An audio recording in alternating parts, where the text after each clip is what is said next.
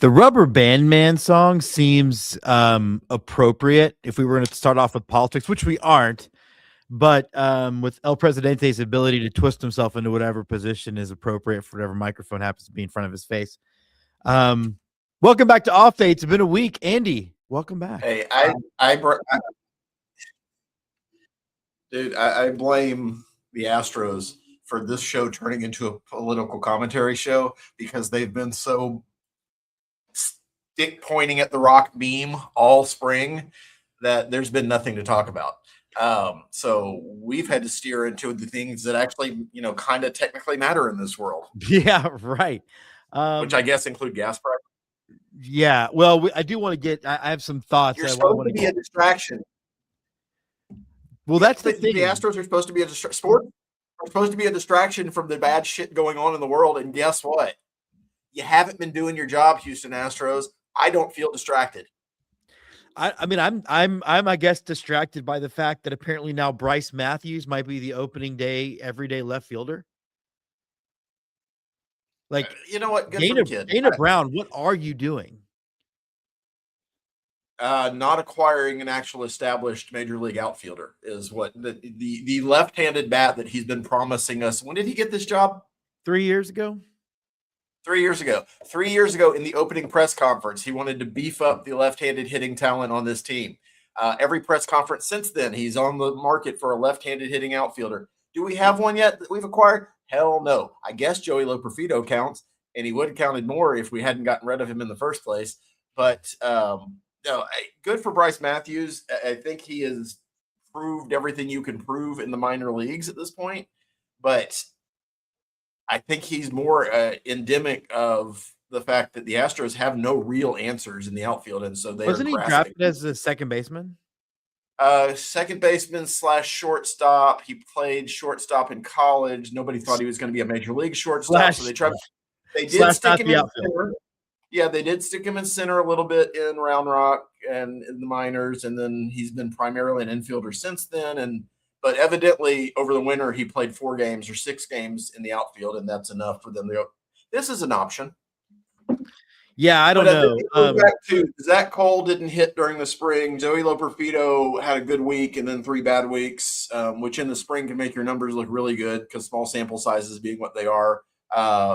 Jake Myers is still – did he have a career year last year? We're not sure. So they are reaching. I think the only one that I feel comfortable about who's returning and evidently won his outfield job is Cam Smith. And good for him, but I think he also won it by default. Just for an outline for those watching the show. So we're going to start with the Astros, then we're talking some college baseball. Rambling. Then we're going to finish with some pop culture and some politics stuff. Real quick, though, I wanted to show you the sweet jersey, Andy. This is the Aguilalas, which is one of the DR teams. And then the airport in the DR, they have an entire store just for their baseball league. So you can get lost in there. There you go. I want to tell you my experience in New York, and I know it's New York, big international thing. I was there during the WBC. New York as a city is all in on the WBC. You can go into a number of the the Times Square gift shops and buy a Dominican Republic jersey or a Japan jersey, U.S. jerseys as well. There were individual sports shops. There's Paragon Sports in close to Greenwich Village, if I have my directions right, had every jersey, every hat, the Dominican Republic hat that you were waiting on for, 6 weeks? Yeah. That thankfully showed up before your trip. Thankfully, the day of the trip. You sent me that text, and I walked into that store that same day, and there's 68 of them. So I could have gotten one and overnighted it to you if I really wanted to. But they're all in. And then I come back to Houston, where they hosted several rounds of the WBC, and it's just crickets. So it's really interesting to me where you have pockets that really embrace the WBC, especially for the Latin American teams. And then you have the U.S. who, by and large, outside of our circle, who are baseball fans, ignored that it was happening and then got all indignant that their team didn't win. There's definitely an excitement gap, and there's definitely I was texting you throughout this process, but It was surreal wearing that hat in the Dominican Republic. I mean, to the point that when I landed, I got to skip customs because I had the hat on. Like, Jess and I got free upgrades at places for having the hat on. It was because there was a palpable excitement level. Even after they lost, the excitement level was still there. Versus, like you said, a sense of entitlement when it came to people that were watching and rooting for the American team. And what's funny is, for as much as you could not touch really the American lineup, none of our arms showed up. And that's why you lose when you don't pitch.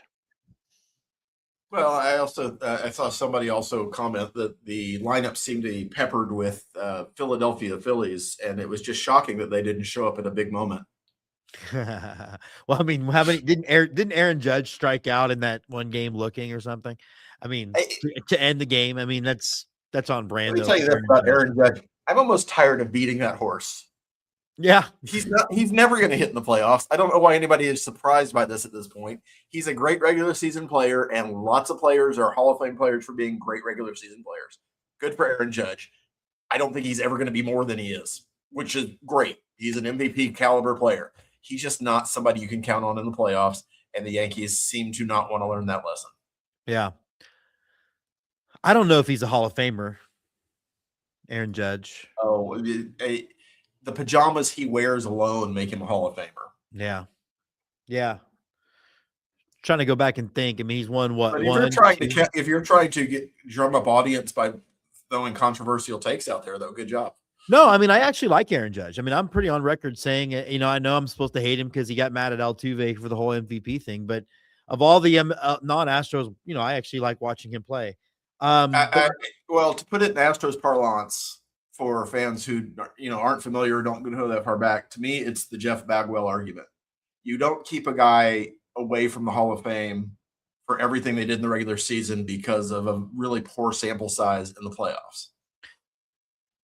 Because the Hall of Fame is not about playoff performance, no matter how much fans want it to be when it works out to their favor. It's about the career. Sure. Eric Judge is a perfectly good player, an exceptional player in the regular season. Jeff Bagwell was an incredible player in the regular season. That's a good comparison. And I wouldn't keep either of them out of the Hall of Fame, is all I'm saying. Yeah, okay. That's a good comparison. But yeah, so for those really wanting to talk the Astros, I don't know what the hell we're going to get when this team rolls out. It's going to feel very much like 1998, I bet. A really good team with a lot of good arms that just are not going to hit very much. So I think get used to losing games 3-2. Yeah, that seems to be the general gist, and all of the positive prognostications, and there have been several amongst our fan base at least, seem to be based on this idea that Alvarez is going to be an MVP candidate, and Altuve is not aging, and Correa is not aging, and Paredes is going to get 600 at bats somehow, and Walker is going to die because our fan base hates him. I don't know what that's about. I guess it's Jose Abreu's spillover still, but what I see is an aging lineup with a couple of young guys who need to repeat career years. The main one being Jeremy Pena. We were all talking about whether or not Jeremy Pena is worth extending this time last year. Yeah. And he went off during the regular season, had a great regular season. Jake Myers similarly had a great regular season for him. Those two guys have to repeat and improve on career years. And then everything else has to fall in place. And when you are sitting here in March thinking, well, if all the tumblers fall in place, we'll make the playoffs. That's not a good team. That is a recipe for being mediocre. And that's, at least in this corner of this show, that's what I'm expecting this year. A team that is going to hover around 500 and might not make it by the time all is said and done. What I find interesting before I get into a little bit of that is, we kind of had the reputation as a show as being sunshine pumpers. And I would just like to point out that, no, I think we just call them as we see them, because now we have kind of we've had a couple of people on our YouTube comments talk about how negative we've been. we're just calling balls and strikes here. Like, we want the Astros to be great. We want them to be 160-2. It's just when we had a positive outlook out them in years past, it's because we felt like the team had something going for it. But now I don't think you can have I don't see how you could be super positive with such an unsettled outfield, and right now, frankly, an unsettled bullpen. Yeah, bullpen is thin. Outfield is a giant question mark. And I still We have don't one of the best understand infields in baseball and a great starting rotation. I'll say that. if everybody's healthy. I mean, that's the rub. Correa has a history of not being healthy during the regular season, and this is not 1 year; it's several years in a row.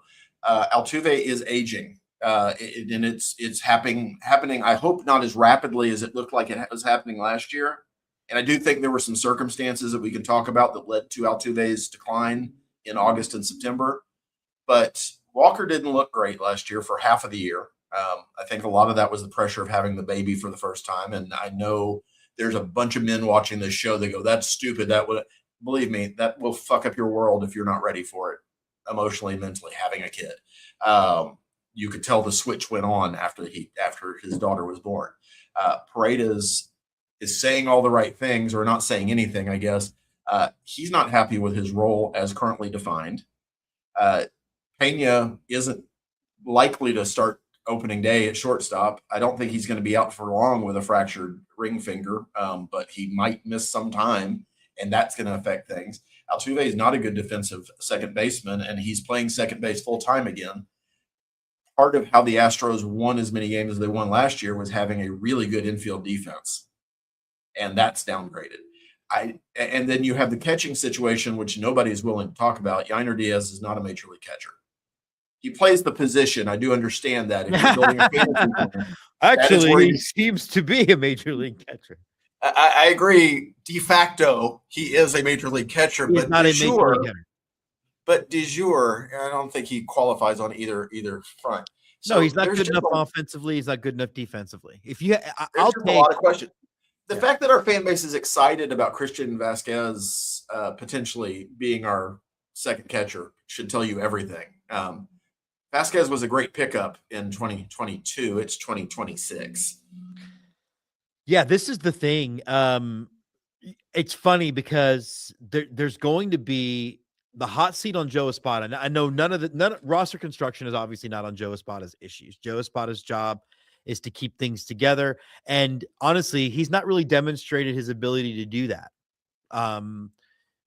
When there's been controversy, I don't think anybody particularly thinks he handled the Framber Valdez meltdown pretty well. But what I think is interesting on top of that is you've got a bench coach that just won the Puerto Rican League and the World Baseball Classic. You floated the possibility that he's the Astros manager by July, and frankly, I can see it. Jim Crane's already paying him. And it's a no harm, no foul kind of extension at that point. If the Astros get off to the start, I kind of assume they're going to, and they are second or third place in the division by a certain margin by the All-Star break, I fully see a world where Omar Lopez is managing the rest of the way, because there's no harm, no foul. You're already, to your point, you're already paying Omar Lopez a salary. You get to wipe the slate clean with what we all expect is going to happen in 2027. So it's a nice little tryout for him and a feather in his cap to say he was a major league manager if that happens. There's so much that Espada doesn't do well that he's going to have to do well. And let me couch that. He hasn't demonstrated that he can do well yet. He may fully have the ability. People learn. People get better. People learn. And I'm not out on Joe Espada, but he's going to have to manage egos more than he's had to do in the past with the Paredes, Walker, Correa mishmash on the infield. He's got a bullpen that is going to have two giant holes to open the season, and I don't think the medical reports on Bennett Sousa sound promising to see him before June, because those oblique strains take a minute to get over. So you've got a thin bullpen, which he's going to have to manage deftly. We think we have a good opening rotation, but you really don't know what you're getting from Lance McCullers Jr.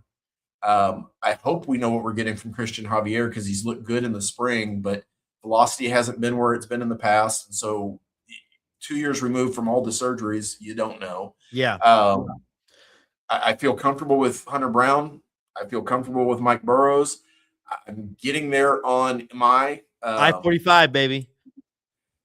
I want, and again, these aren't I want them to fail kind of conversations, but it's an unknown. It's an unknown how he's going to translate. And if you look at spring training baseball as this proves the concept, spring training baseball proves absolutely nothing. Because the second there's a scouting report on any pitcher, one time through a rotation, two times through a rotation, hitters adjust in the major leagues, just like pitchers adjust to hitters coming up. Yeah. Cam Smith looked great until he wasn't. It's going to be an adjustment, and we just don't know how well he's going to adjust. I hope it's soon. I hope it's quickly. My fears are not based on anything, but I think we've got 2 to 3 really good starting pitchers and then 2 to 3 question marks. And that spills over to the bullpen because we evidently are opening with a 5-man rotation. And then after the first 7 games, we're going to move to a 6-man rotation. You've got to manage the egos of the guys who are going to be shuttling back and forth between that 6th spot and the bullpen and how they're used. And I will say one criticism I think that I have of Espada that is legitimate is that we do tend to Dusty Baker some guys in the bullpen and just forget that they're there for several days in a row. And then rely heavily rely heavily on other guys, and they're worn out by a certain point. So some things that Espada has demonstrated are his traits are going to have to change. They're going to have to evolve for this to be a successful season. And I'm just not sold on it yet. Again, I echo your concerns throughout. You talk about Altuve and how we're watching him get older. That's because the man should be a DH. In fact, if you go look at his offensive breakdown last year, he was the same old Altuve offensively on days he was DHing. It's because his legs are tired. He's older. And the fact is we don't feel like we can play our all-star left fielder in left field. And that is I'm going to die on this hill that having a 28-year-old, I think Alvarez is only 28, right? How old is he? His surgical parts are like 6 months old. 6 months old. But Alvarez, I think this is his age 29 season. He is 28. He is turning 29. You're right. Midway through this season. So, yes, he is 28 years old. You should be able to play a 28-year-old left fielder in actual left field. And the minute you can't do that, you create a problem because it's a way different outfield, Andy, if you've got Alvarez and Cam on the corners. And then you could DH Altuve, and then all of a sudden you can get a scrappy glove first second baseman to talk about the aforementioned infield defense that is supposed to be a hallmark of this Astros club. It's a problem. Yeah, I even think you could bring a minor leaguer up and replicate what we got out of second base last year if you got the defense. And I think there's candidates the part. And Bryce Matthews may be a better second baseman at this point than Jose Altuve. And I mean that from a defensive side. That please, all you Altuve lovers. We're Altuve lovers. It's like, agreed. But I think the reality, you can't just ignore the reality of what's happening in front of your eyes. I think there were a lot of circumstances, as I alluded to earlier, that led to Altuve's decline in August and September. Very steep decline. I think, we found out later that he was playing with a hurt foot for most of that period of time, but didn't feel he could take any time off. And legitimately, he probably couldn't because of what all was going on around the IL and the Astros at that point. He was playing too much. When you go in the season with the goal of him getting 500 at-bats and he's pushing 600 with no sign of being able to take a day off, that takes a toll. He was supposed to be spending most of his time in left field, which was going to be less physically demanding. That didn't work out because of all the injuries. I think it makes sense that what happened. I don't expect August, September Altuve to be what we see later this week. I'm going to opening day. I don't know why I can't even keep that straight. Later this week, yeah. But the reality is he's not a guy that's going to hit 330 and challenge for batting titles. He's going to be a good major league player and probably post somewhere around a 720 to 750 OPS. And that should be fine for a guy who's 36 years old.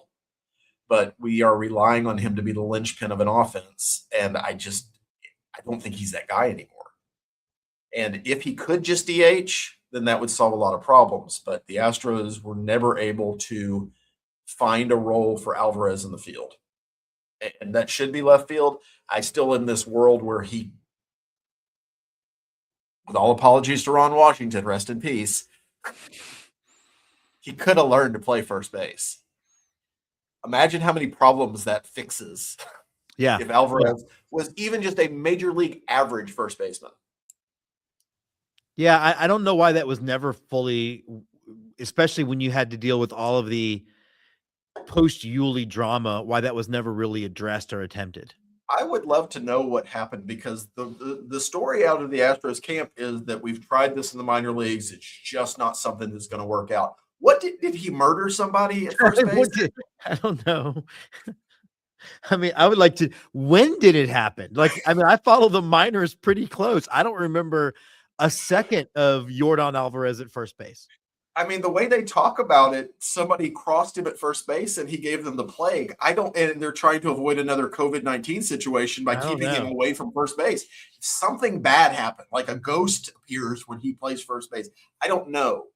But the fact is, the man can't play the field, and he's taking the position that Altuve should have gently glided into at this point in his career, and it's not able to happen based on roster construction.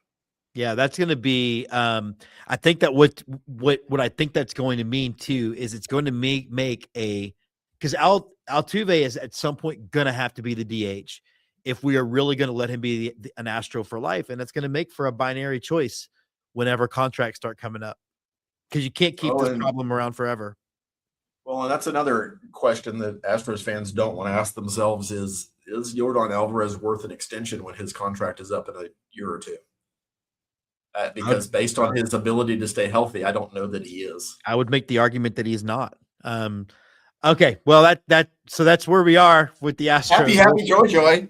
Happy. Well, we'll be back Friday after opening day to talk to react or overreact to one win or one loss. Andy, I'm going to give you a chance to now overreact to one series loss for the Aggies. Losing to I don't Georgia. have to overreact because I can just turn on Texags and tell you what's happening. They're already lining up candidates for Early's job, to the point that our fan base. Let me tell you how delusional the A&M fan base is right now. We're unhappy with Mike Early, mostly based on last year. Did not have a good series against Georgia this week, and they're now 2-4 in SEC play, which is not the worst place in the world to be, but not a great place to be. Not only are we calling for his job, but several members of our fan base are willing to ignore the realities of how college baseball overlaps with Major League Baseball. And somehow we're going to hire Tony Vitello from the Giants, even though his rookie season as manager won't be over for 6 months after the college baseball season is over. We're just going to sit around for 6 months with no head coach because that's a thing that we're going to do.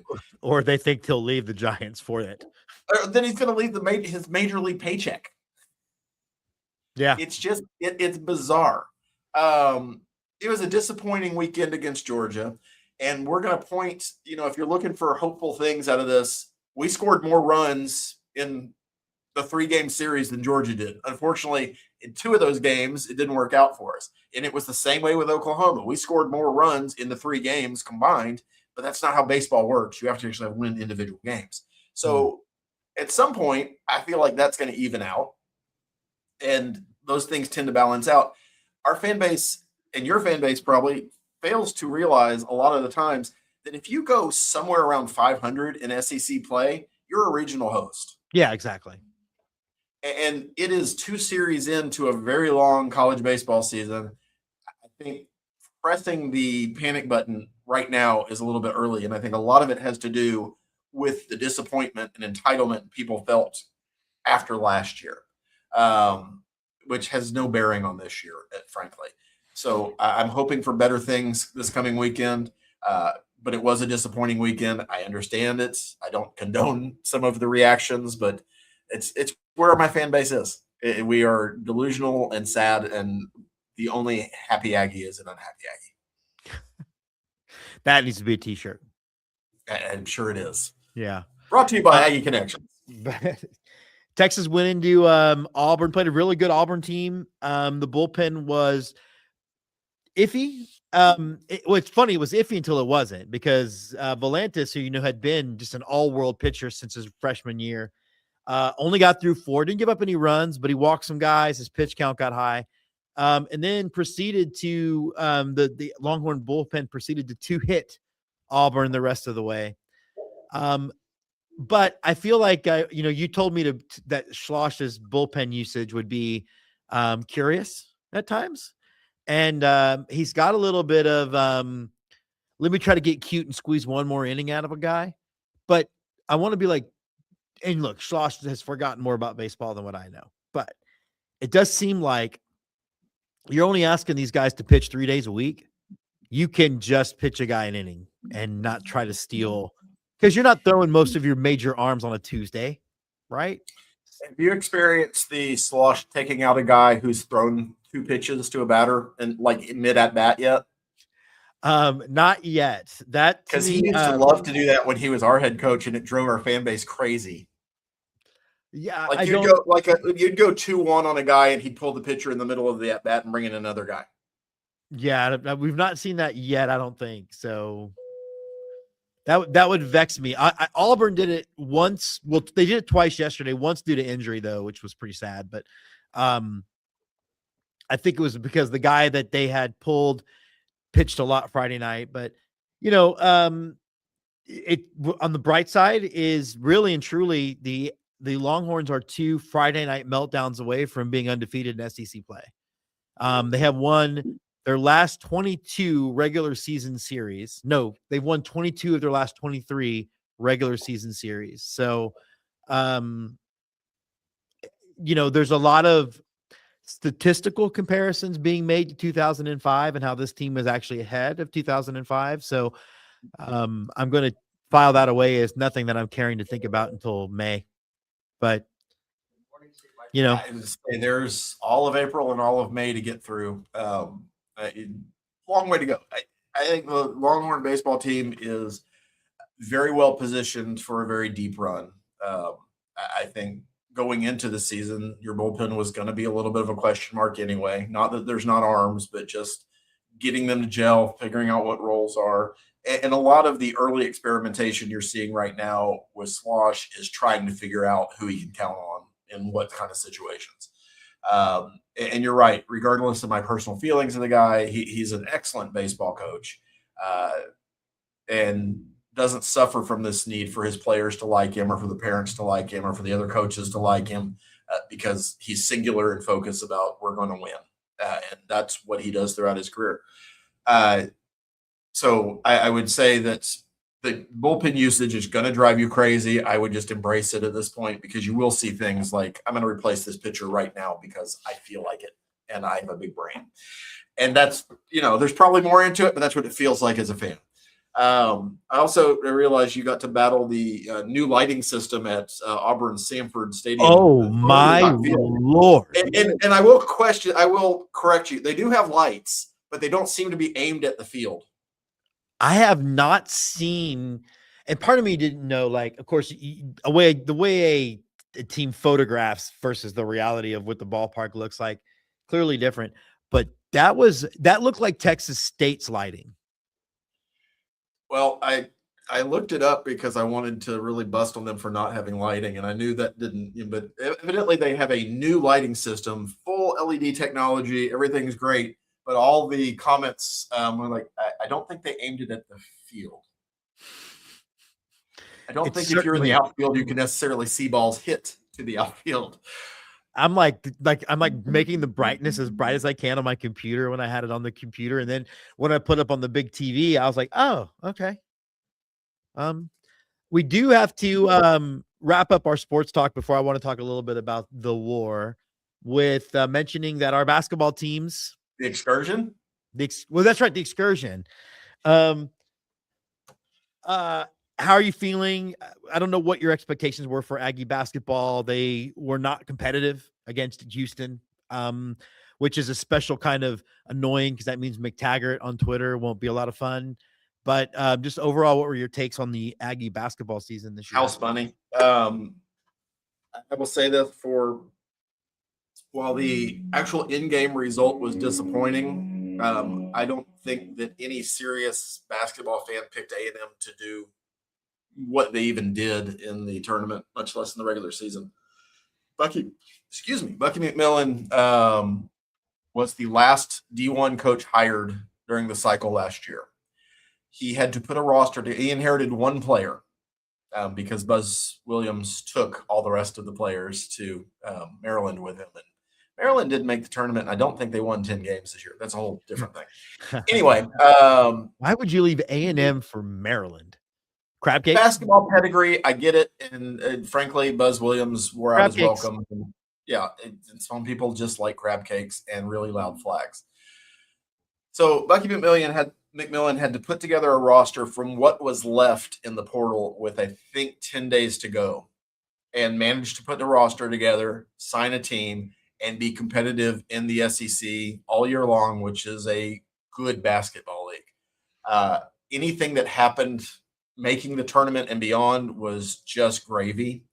And we managed to win a game that we were not favored to win against St. Mary's in the first round because the Gales are a very strong WCC team. And I know from a football perspective, you're like, well, of course, A&M beats St. Mary's of California. Right. From a basketball perspective, that's not really how that works.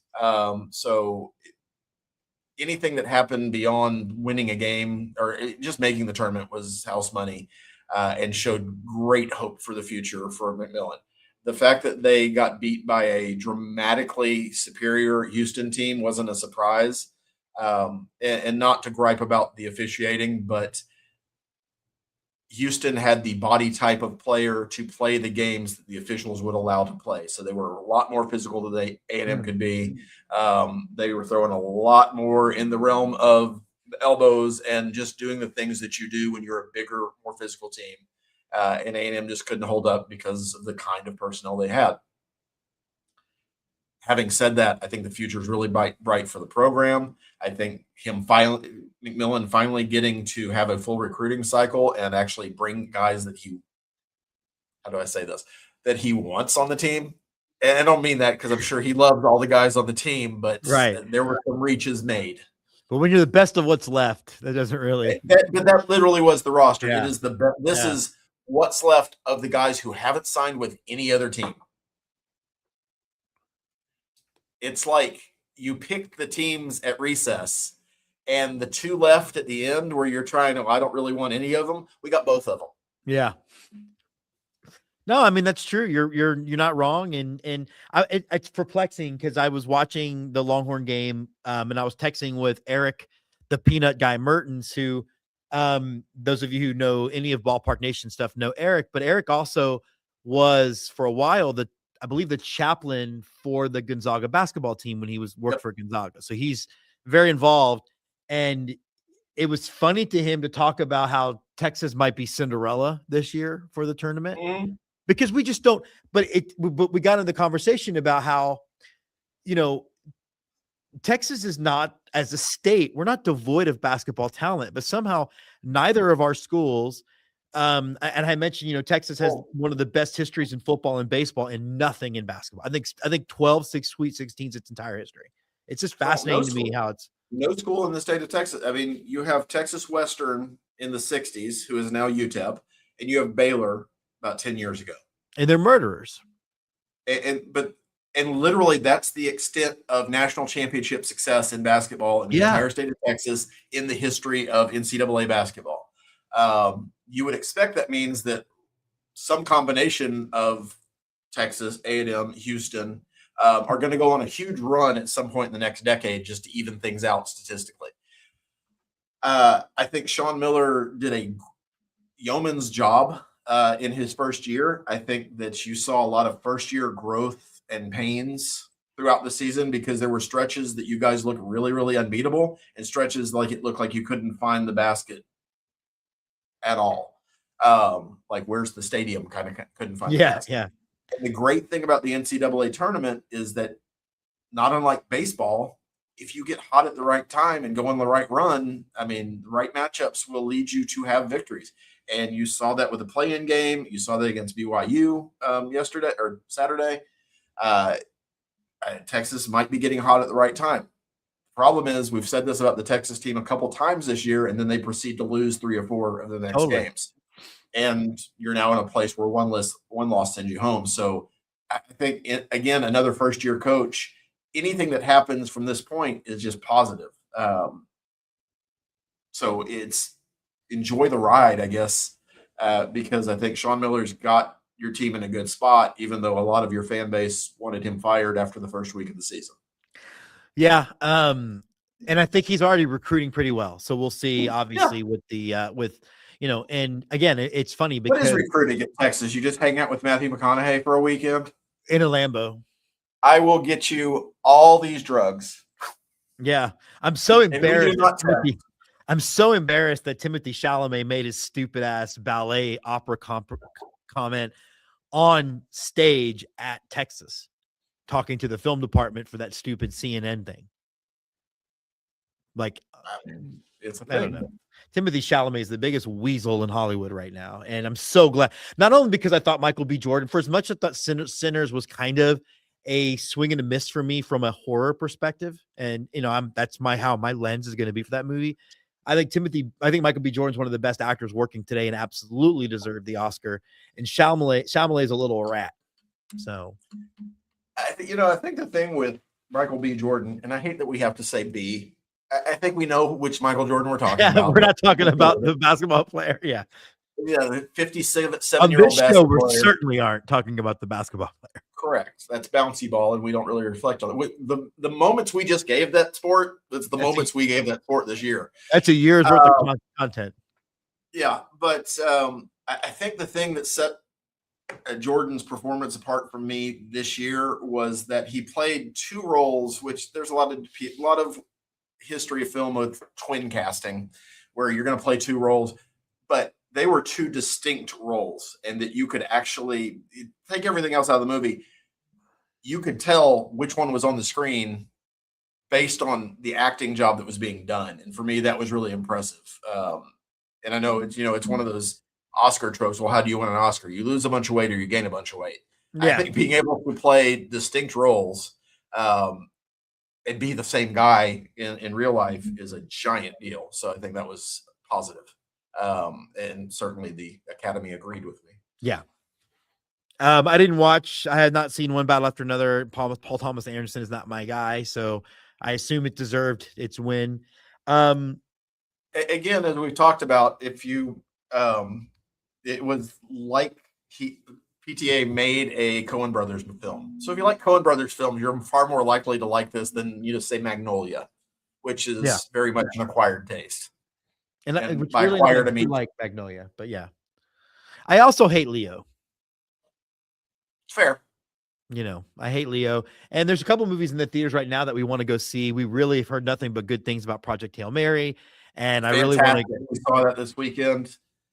Did the noon matinee on Saturday.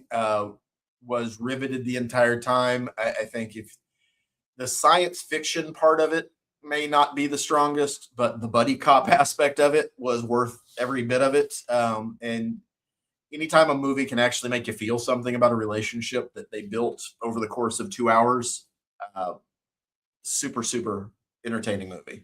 Yeah, that's on our agenda and Ready or Not 2, because love the first one, and I'm a big Samara Weaving fan. Yeah, we had to watch Ready or Not 1. I don't know if you call it that.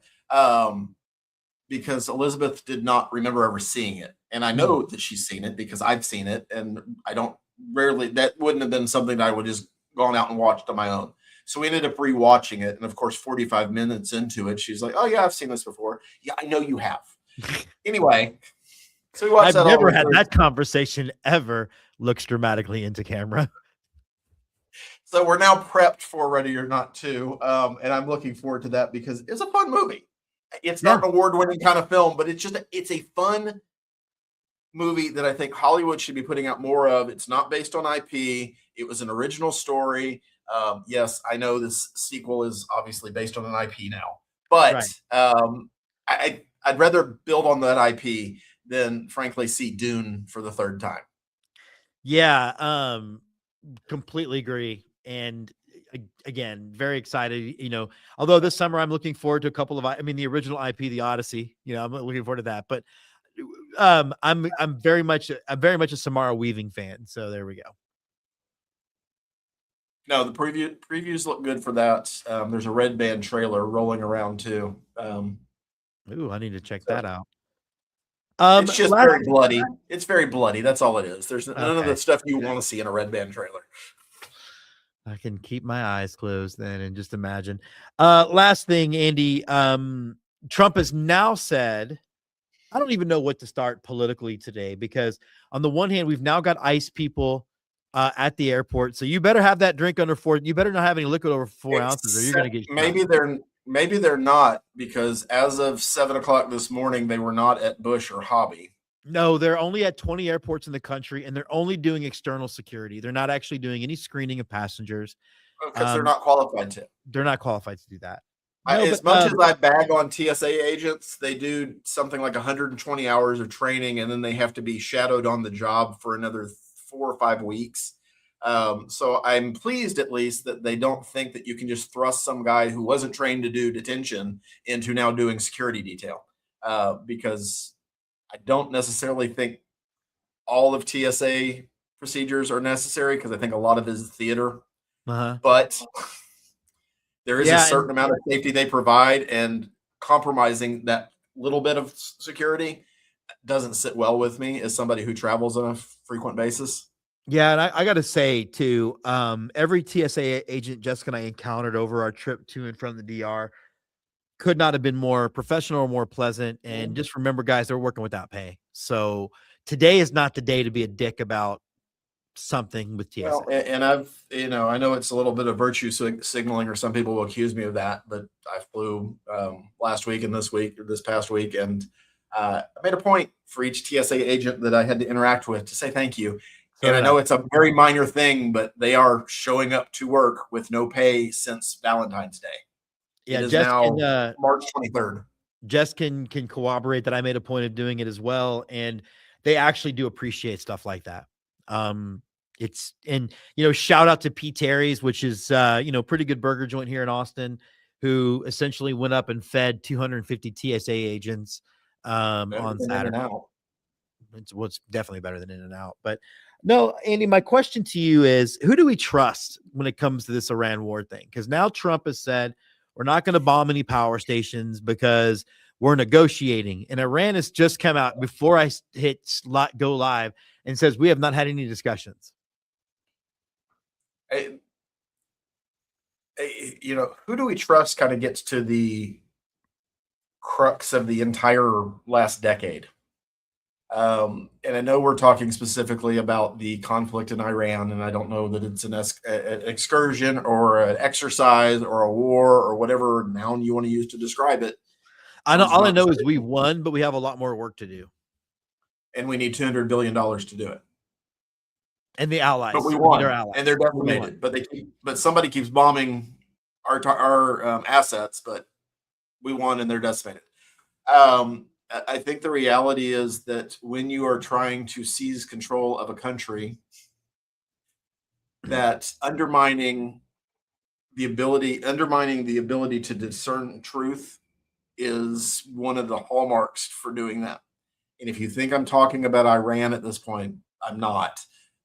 Because for the last decade, we've been told not to listen to mainstream media, not to listen to this source or that source, but to only listen to this source, but not that source when it says something I don't like. And so at this point, truth only comes from the White House, and they've proven to be not trustworthy.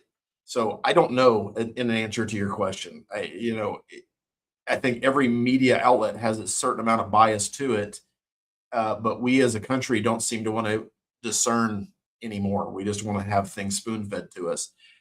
And normally I'd say at this point, maybe turn to the BBC and see what they're saying. Because while there's a little bit of a tint, they don't have the vested interest in one side or the other at this point. Having said that, I'm glad that Trump backed off. I know the natural inclination for my side of the world, my side of the aisle, would be to taco him again, but we don't need to be bombing power plants in Iran. that no good was going to come of that. So the fact that we're backing off for whatever reason and however he needs to make it look at this point is a positive, even if it's kind of Machiavellian to get there. Um, but this entire thing's a mess. The entire exercise is a mess.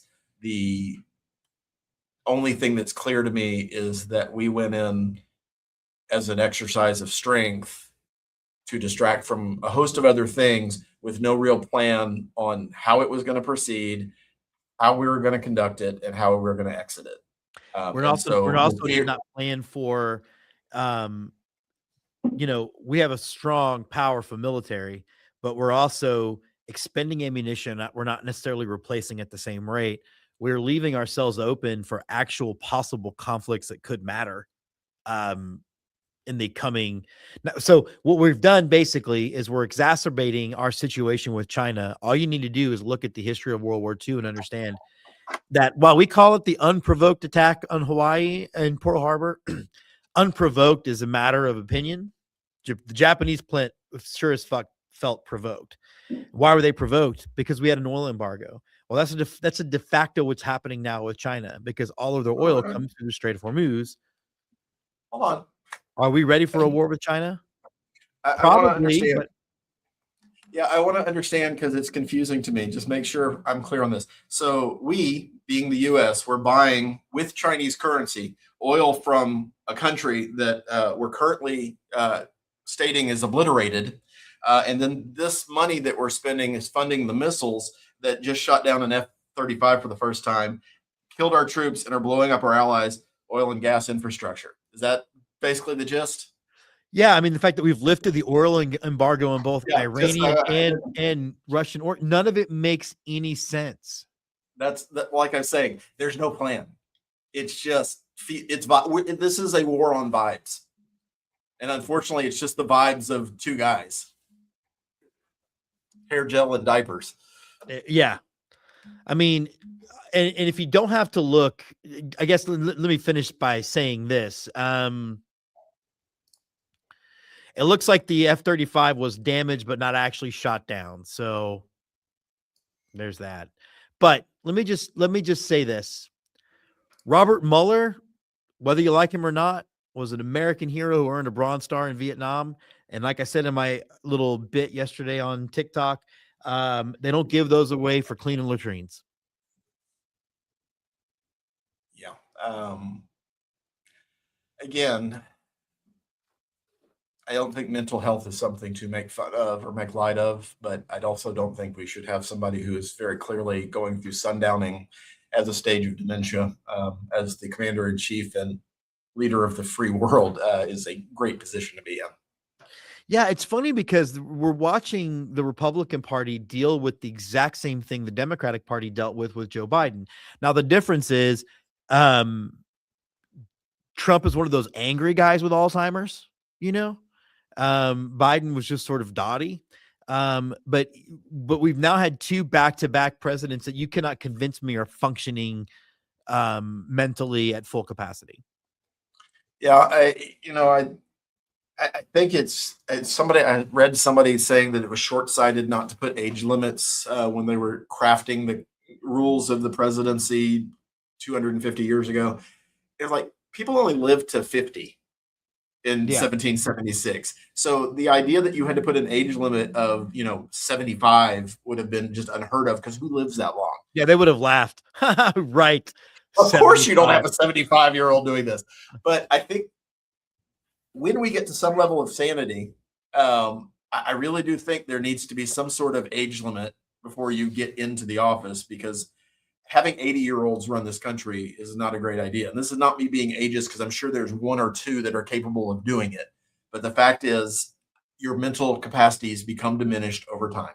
And And you can we are even pop witnessing up. now. Yeah, we're witnessing now for 6 years in a row uh, a steady decline in the mental capabilities of President of the United States. And you You can want to, you can name all the 82-year-olds who could handle it, but no one can fully estimate just how much pressure and stress that job brings to an 82-year-old. I mean, literally give me a 50-year-old to run the country. That's honestly going to be one of my voting criteria. It's not going to be the only one, but it's going to be way up there. Is this guy 5 years away from retirement or 30 years away from retirement? Because I want them to actually care about what's going to happen in the future. I don't get the feeling that Donald Trump, even though he probably thinks he's immortal, cares about what's going to happen 5 years from now. No, I don't think he does either. I think Sure. that's very clear. He's just trying to stay out of jail. But I would tell you this, Jim. At some point, everybody dies. Even people like Chuck Norris. Even people like Chuck Norris. There was a story, though, that Chuck Norris got bit by a cobra, and after 5 days of pain, the cobra died. Farther back than that, in the beginning, there was nothing. Then Chuck Norris roundhouse kicked nothing and told it to get a job. I know that one time, and I know we don't do a lot of science on this show, but Chuck Norris counted to infinity twice. Chuck Norris has a diary. It's called the Guinness Book of World Records. That's a good one to leave it on because I have not heard that one yet. All right, this has been Off Day. Thanks for jumping back into us. We'll be back on Friday to talk a little Astros being 1-0, baby. That's my prediction. I mean, it's the Angels. Yeah. And we've got Diesel on the mound. All right, for Andy, I'm Jim. This has been Off Day with Ballpark Nation. See you. Turn out the light.